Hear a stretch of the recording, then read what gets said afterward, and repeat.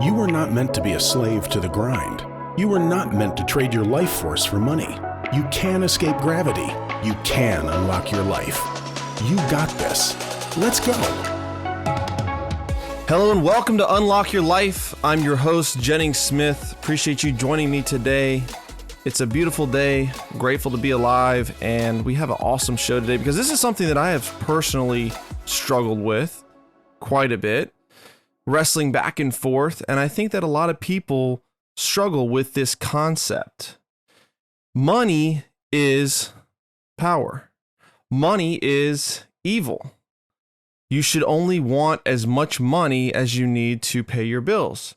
When is enough enough? When are you going to stop? Why are you so driven by money? What about your spiritual life? What about your life purpose? Why are you so focused and consumed with something as irrelevant as money? You're selfish. You're greedy. You're trying to just amass all these things to yourself. Money is the root of all evil. We've all heard these things. And I want to talk about this because I was reading a book by Garrett Gunderson called Killing Sacred Cows. I recommend it if you haven't read it. And he talks a lot about this. And he makes the point, and I'm going to make the point because I agree with him here, that money is just a representation of value.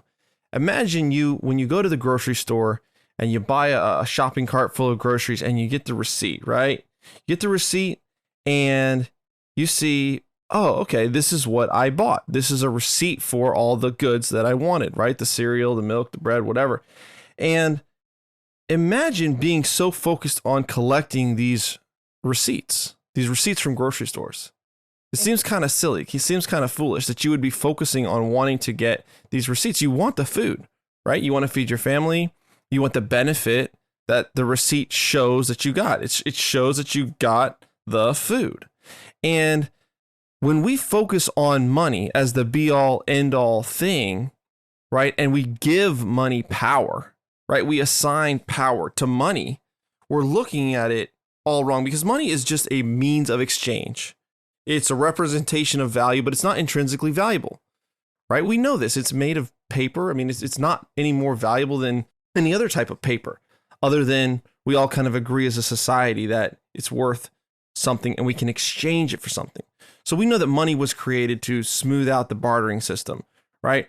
I've got eggs. You've got milk. I want milk. You want eggs. We trade. We benefit each other. But what if you don't want eggs and all I have is eggs, right? I have to find somebody that has milk that will trade me. And so we invented currency so that we could all universally agree that this paper green rectangle or whatever has intrinsic value, but it really doesn't. It's not intrinsically valuable. It doesn't have to control our lives. And when we assign power to money, we allow it to, because prosperity, joy, it is attained with fulfilling our purpose. It is attained with, using and investing our human life capital and creating value in the lives of others through service or creation of something that other people need. And the money is just a receipt of that. So if you're getting money, it's a receipt of you providing service or value to somebody else. So I'm going to break this down in a very simple fashion. My first job, I was working in construction and I was digging footings, which are ditches in the ground to lay a foundation. And it was very backbreaking work and I was getting $10 an hour. So at the end of every week, I got $400 or $500, depending on how many hours I worked. But the service was I was digging these ditches. At the end of the week, there was a ditch dug, there was rebar laid in it, and we poured concrete and eventually we made a house. And so I was providing service and the money was just a receipt of, hey, you provided human capital, right? You provided service. You did something that somebody else thought was worthy of payment. And when we understand that all that money is just a representation of value creation, and if we want more of it, which I believe that we should, then we have to create more value.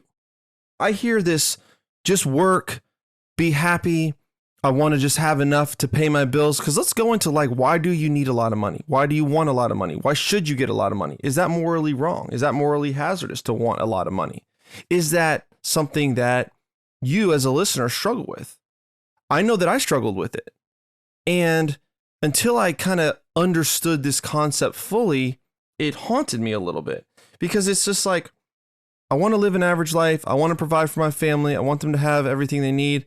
I want to be wealthy, but I don't want to be too wealthy, because then I'm going to turn evil, right? I'm going to turn into like one of these Epstein characters, and I'm going to like be just an elite evil scumbag that's oppressing the poor and taking advantage of people. And it's going to twist my thinking somehow. This money is going to corrupt me, right? And so let me trace that back to, if you have the opinion of, I just want to work and I want to be happy with what I have. I want to have just enough to pay my bills. I want to have a little extra in the bank, but I'm not trying to live anything extraordinary. What you're saying when you say that to yourself, and when I was saying that to myself, is I have no intent of helping others. I have no intent of helping anyone else other than myself and maybe my immediate family, my children, my spouse, and a few people if I have a couple dollars left over. But I don't really have any intent of making any major contribution to society. I'm not building libraries. I'm not starting foundations. I'm not giving millions of dollars away to charities.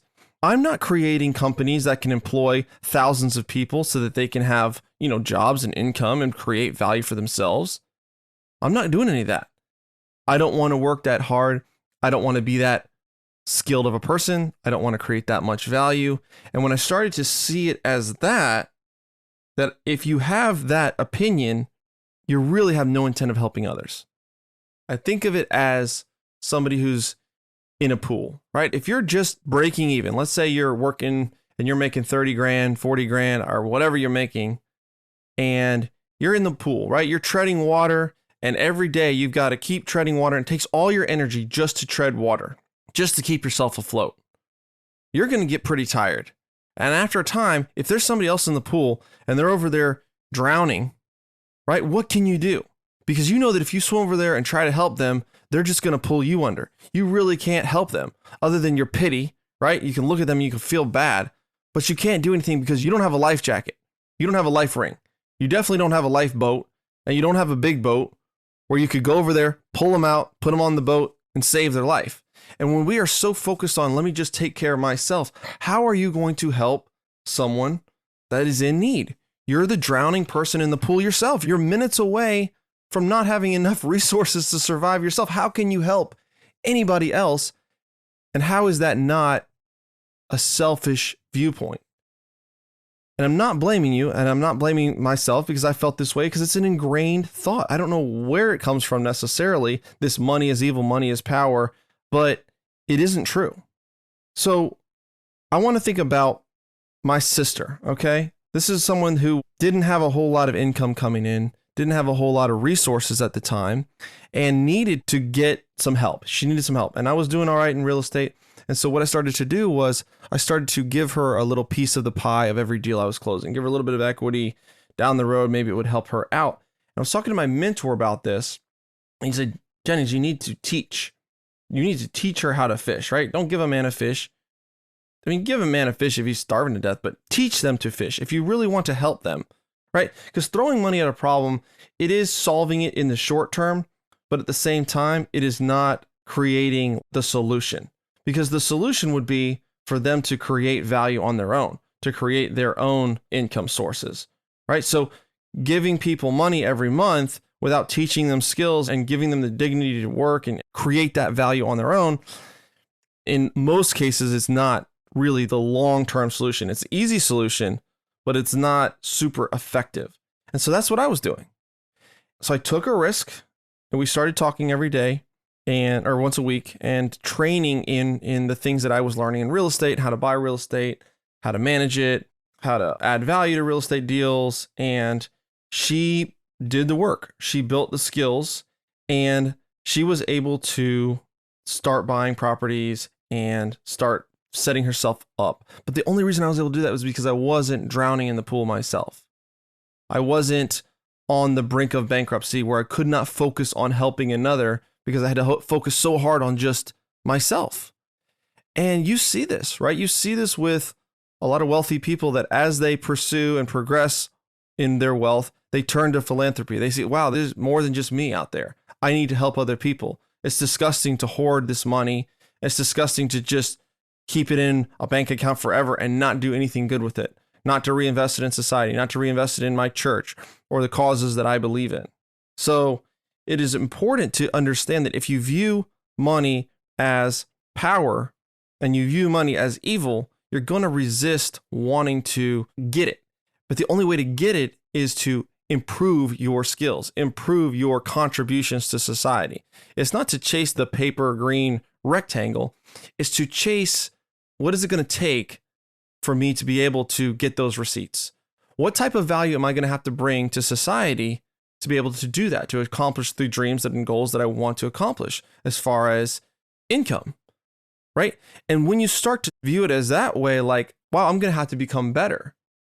Then you realize, okay, so the pursuit of success, the pursuit of wealth, the pursuit of money is not necessarily an evil thing, because what I'm actually doing is I'm pursuing my potential. I'm unlocking my potential. I am becoming who I want to be, and the money's just showing up as a byproduct of that. Okay?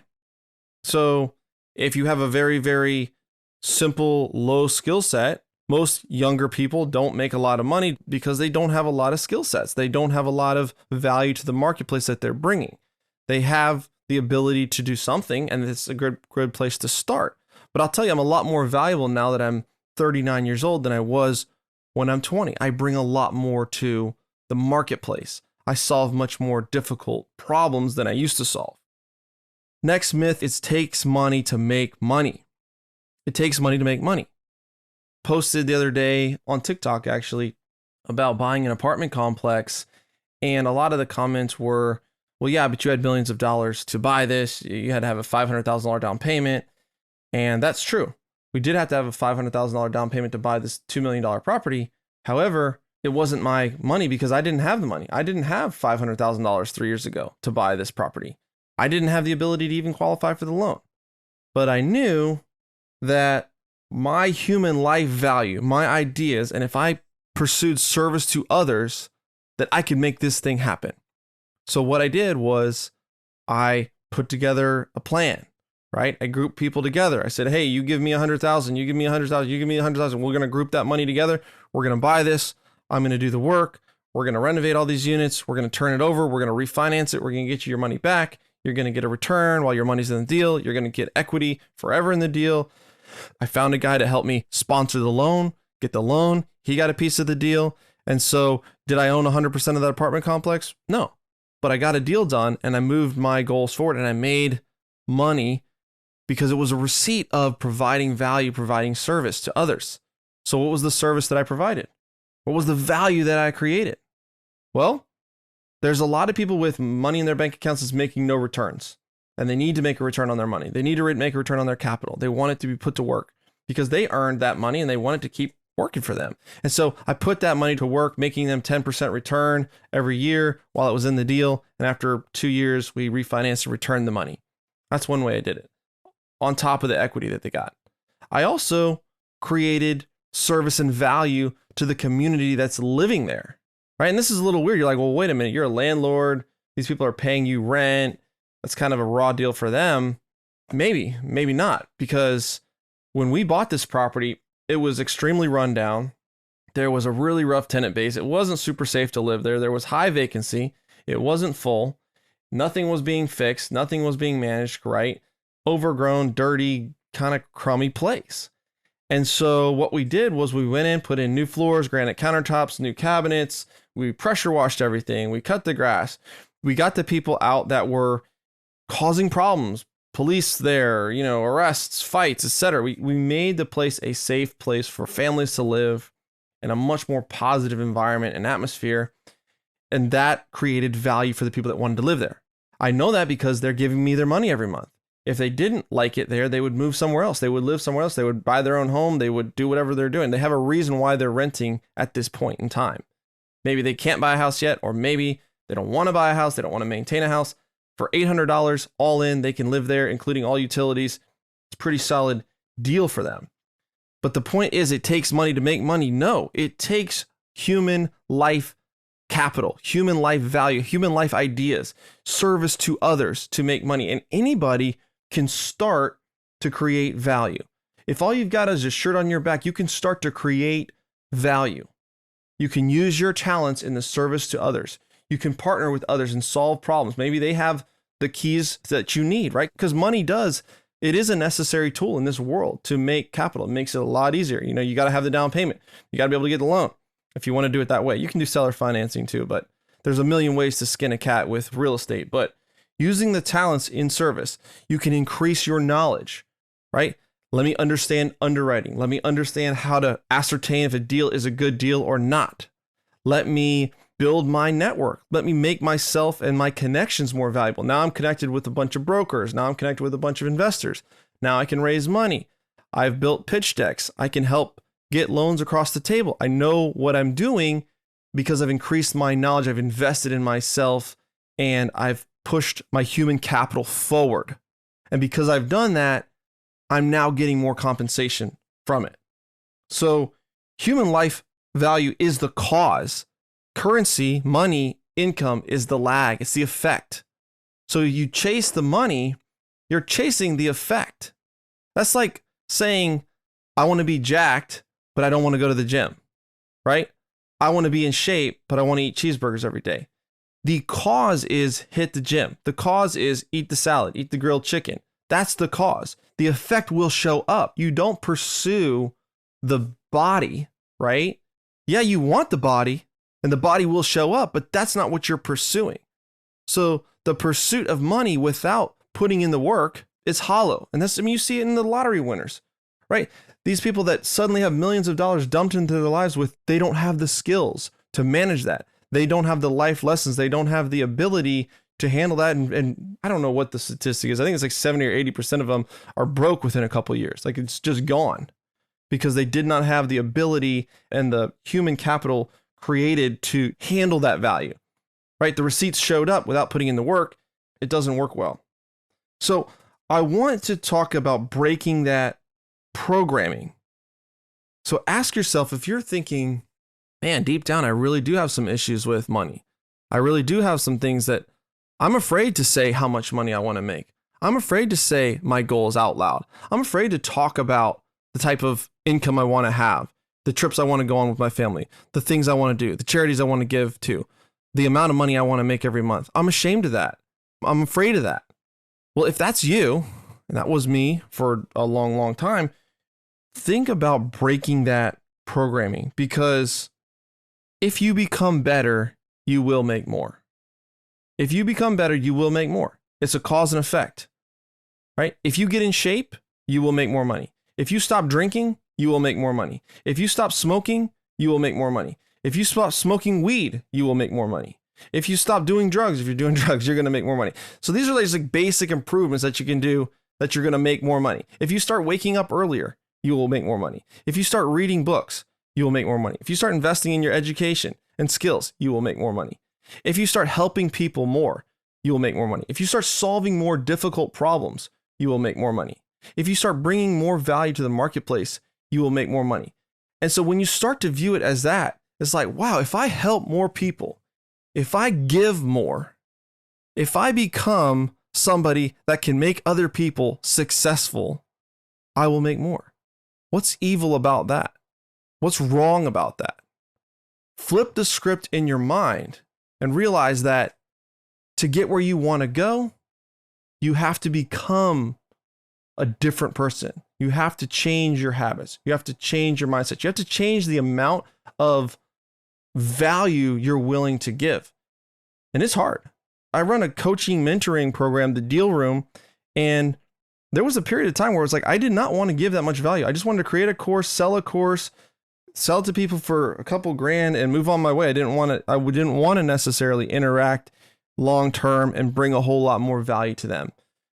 But when I'm committed to creating an ongoing mentoring program and a small group accountability and sprint leaders and underwriting their deals with them live and doing an hour-long Q&A call and creating social media plans for them and then creating social media content that they could repost and showing them the blueprint of how to talk to investors and how to raise money and how to find deals and the softwares to scrape data and find phenomenal apartment off-market deals. All this stuff, when I started to do that, guess what happened? I started being compensated a lot more. Not only did we get more people in the deal room making money because they were closing deals, we also got more deals, like more partnerships. People were bringing deals with us. They were investing with us more. And so it just expanded because I first made the commitment to the value. And so if you have the opinion of, man, I wish I could get more money. I deserve more money. If they paid me more, then I would work harder. I would bring more value. I would contribute more. You got it twisted. You got it flipped. You've got to give first. You've got to make yourself more valuable first. And if you're in a field or a company or whatever where you're not being compensated properly for your skills, because not all industries are created equal, I'll tell you that. There's definitely some industries that compensate a lot better than others. You know, you can be the best widget maker on the assembly line and you're still only going to make $25 an hour or whatever, because that's the salary cap, versus somebody that's learning sales or commercial real estate or finance or whatever millions of other industries are out there. So picking the industry that you're in and specializing in is incredibly important. But the core kernel of truth remains the same, is get better, bring more contribution to society, become a better person. And if you don't know where to start, look at the little things that you're doing right now that you know in the back of your head, man, I need to be getting up early. If I got up early consistently, that would be a cool thing. Man, I need to be posting on social. I need to be building my following. Man, I need to stop drinking so much. Every weekend I'm getting drunk. I got a hangover. I'm wasting my weekends. I'm not accomplishing anything. I want to get ahead in life. This is not the way to do it. You probably already know those micro ways that you can improve. And you may not think that they matter, but they do compound, because the person that's making $100,000 a month, $1 million a month is a different person than you are right now, right? And to get there, you're going to have to make some drastic changes to who you are. And money's not the only measurement of success. Obviously, there's people that have dedicated their craft and their life to people and ministries, you know, pastors, Mother Teresa, missionaries, all this stuff. And if they want to get the results that they're trying to achieve, like growing their ministries and growing their charities, whatever, they still have to follow these same principles of creating more value. So I don't want to leave it at money is the only measurement of success or prosperity. Absolutely not. Not true. But if that's something that you want to pursue, it isn't wrong. It isn't evil. But you are going to have to improve yourself, which is a really, really good byproduct, because as you do, you'll be able to handle the income. You'll be able to handle that, and you'll be able to give, you'll be able to contribute to society and further the causes that you want. So guys, that's what I got for you today. I'm going to leave it there. If you enjoy the show, drop me a 5-star review. I appreciate it. I read them. And if you want to connect with me, shoot me a message on Instagram, Facebook. If you're interested in multifamily, my Facebook group is My First Million in Multifamily. If you join, we're going to send you our deal analyzer. We're going to send you our pitch deck. We're going to send you a PDF on how I raised $90,000 for my first deal. So jump in that Facebook group. You're going to get 5 free tools, and I would love to hear from you. All right, guys, have a great week, and remember to unlock your life.